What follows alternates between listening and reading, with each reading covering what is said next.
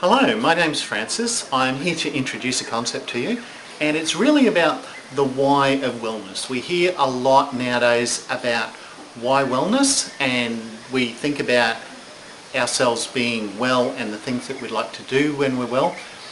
But it actually goes further than that. Everyone will have remembered the old saying where you throw your hat over the fence. And an interesting thing about that is the value of that was hats were quite expensive, and you would do whatever it took to get over the fence to get your hat back. So in terms of why wellness for me, it's really a concept of what sort of world do I want my children living in, what sort of world do I want my children's children and my children's children's children. So we're talking, where do we want the world to be in 1,000 years, 5,000 years, 10,000 years? And that concept pretty much informs what we're doing now. So if we want our children to be leaving the planet and sort of moving on to other planets, then we need to start developing an economy that supports space travel.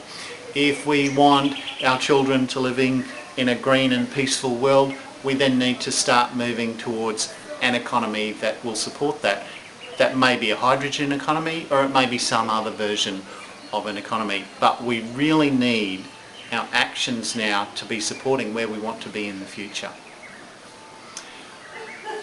So my thing is really, let's explore your dreams, your goals, and have your best vision for the future inform what you're doing now.